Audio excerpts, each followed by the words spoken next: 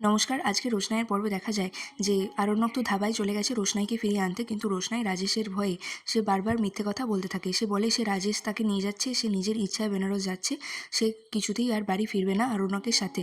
তাকে বারবার বলে যে আপনি চলে যান, আমি কিছুতেই আপনার সাথে যাব না, আমি নিজের ইচ্ছায় যাচ্ছি। এরপর আজকে প্রচুর ঝামেলা হতে থাকলে তখন আশেপাশের লোকজনও জড়ো হয়। তারা বলে, রাজেশ তাদেরকে বলে, দেখুন ইনি আমার স্ত্রী আর আমি ওনার স্বামী, কিন্তু এই লোকটা এসে বারবার বিরক্ত করছেন, তিনি ওনাকে বাড়ি নিয়ে যেতে চাইছেন, আপনারাই বলুন কোনটা সত্যি। তখন আরণ্যক বলে যে উনি মিথ্যে কথা বলছেন, উনি একটা ক্রিমিনাল, উনি কিন্তু ভুল কথা বলছেন, আপনারা ওনাকে জিজ্ঞাসা করুন। অর্থাৎ রোশনাইয়ের দিকে তাকিয়ে বলে যে ওকে জিজ্ঞাসা করুন, ও ঠিক বলবে। তখন আরণ্যক বারবার বলে যে রোশনাই তুমি সত্যিটা বলো, কোনটা ঠিক, তোমার সাথে কার বিয়ে হয়েছে। কিন্তু রাজেশ বারবার তাকে আড়ালে সেই পকেটে থাকা বন্দুকটার দিকে দেখাতে থাকে। আর রোশনাইও জানে যে রাজেশ কোনোভাবেই আরণ্যকের ক্ষতি করে দিতে পারে, সে চাইলেই গুলি করে দিতে পারে। তখন আশেপাশের লোক থেকেও তাকে জিজ্ঞাসা করা হয় রোশনাইকে যে ইনি আপনার কেউ হন। তখন রোশনাই বারবার বলতে থাকে, না উনি আমার কেউ হন না, আপনি চলে যান, আপনি কেন এরকম করছেন, আমি তো বলছি নিজের ইচ্ছে যাচ্ছি।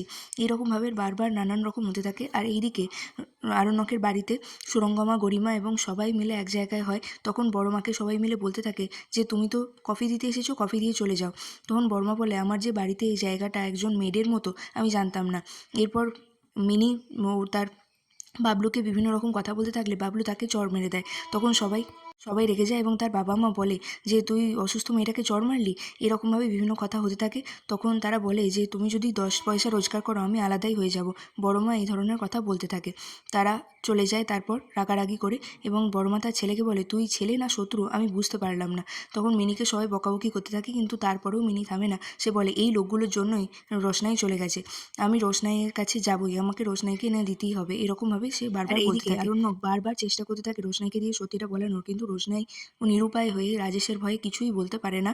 এই সবার সামনে সে বারবার বলতে থাকে, আপনি চলে যান, আমি আপনার সাথে যাব না, আমি বেনারস ফিরে যাব। কিন্তু সে কিছুতেই ফিরে আসতে চায় না। অন্যদিকে বাড়িতে গরিমা বলতে থাকে, আরণ্যক শুধু ওকে দেখতে যায়নি, ওকে ফিরিয়েই আনতে গেছে। কিন্তু বাড়ির সবাই বলে, না না, ও আর ফিরে আসবে না। কিন্তু গরিমার বিশ্বাস হয় না।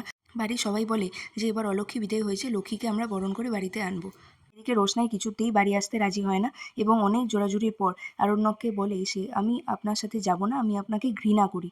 এরপর আগের পরও দেখা যায় আরণ্যক রোশনাইকে ফিরিয়ে আনতে পারেনি, এবং সে একাই আসছিল জোরে বাইক চালিয়ে, এবং তার সাথে একটা গাড়ির অ্যাক্সিডেন্ট হয়। সে পড়ে গিয়ে তার মাথা ফেটে যায়, একটা বড় অ্যাক্সিডেন্ট হয়। আর ছোটু তার জাহ্নবীকে ফোন করে বলে বাড়িতে যে সবাইকে বলে দে বাদশার একটা মেজর অ্যাক্সিডেন্ট হয়েছে। অন্যদিকে দেখা যায় রোশনাই ছুটে ছুটে আসছে, অর্থাৎ তার কাছে কোনোভাবে খবর গেছে, সে তার স্যারজিকে বাঁচানোর জন্য ছুটে আসছে। আজকের পর্ব এই পর্যন্তই। ভালো লাগলে চ্যানেলটা অবশ্যই সাবস্ক্রাইব করে দেবেন। ধন্যবাদ।